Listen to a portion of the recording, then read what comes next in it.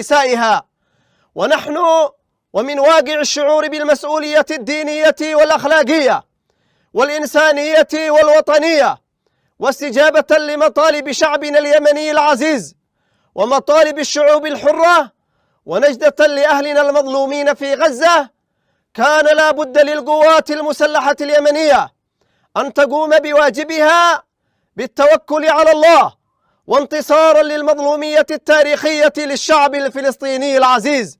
وعليه وبعون الله تعالى قامت قواتنا المسلحة بإطلاق دفعة كبيرة من الصواريخ البالستية والمجنحة وعدد كبير من الطائرات المسيرة على أهداف مختلفة للعدو الإسرائيلي في الأراضي المحتلة. إن القوات المسلحة اليمنية تؤكد أن هذه العملية هي العملية الثالثة نصرة لإخواننا المظلومين في فلسطين، وتؤكد استمرارها في تنفيذ المزيد من الضربات النوعية بالصواريخ والطائرات المسيرة حتى يتوقف العدوان الإسرائيلي، وتؤكد أن موقف شعبنا اليمني العزيز تجاه القضية الفلسطينية ثابت ومبدئي، وأن الشعب الفلسطيني وأن للشعب الفلسطيني الحق الكامل في الدفاع عن النفس ونيل حقوقه المشروعة كاملة. Israel did not want this war, but Israel will win this war. Hamas launched this war by perpetrating the worst savagery our people have seen since the Holocaust.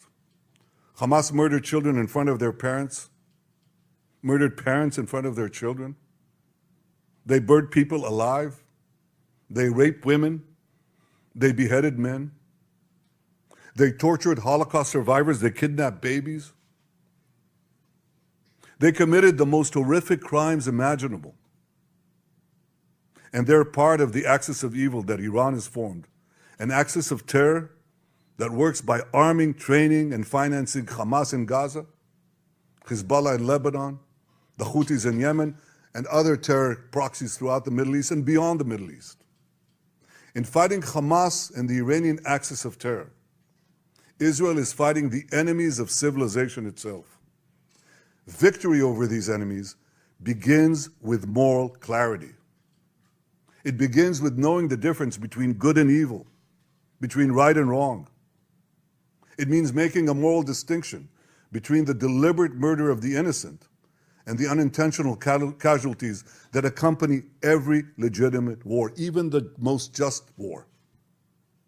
It means holding Hamas responsible for the double war crime it commits every day by deliberately targeting Israeli civilians while deliberately using Palestinian civilians as human shields. It means making clear that the use of human shields is not only an immoral tactic of terror, but also an ineffective one. Because as long as Hamas's use of Palestinian human shields result in the international community blaming Israel, Hamas will continue to use it as a tool of terror, and so will others.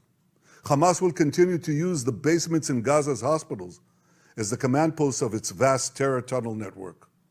It will continue to use mosques as fortified military positions and weapon depots. It will continue to steal fuel and humanitarian assistance from UN facilities. While Israel is doing everything to get Palestinians, civilians, out of harm's way, Hamas is doing everything to keep Palestinian civilians in harm's way. Israel urges Palestinian civilians to leave the areas of armed conflict, while Hamas prevents those civilians from leaving those areas at gunpoint. Hamas is also preventing foreign nationals from leaving Gaza altogether. And most despicably, Hamas is holding over 200 Israeli hostages, including 33 children, holding them, terrorizing them, keeping them as hostages. Every civilized nation should stand with Israel in demanding that these hostages be freed immediately and freed unconditionally. I want to make clear Israel's position regarding a ceasefire.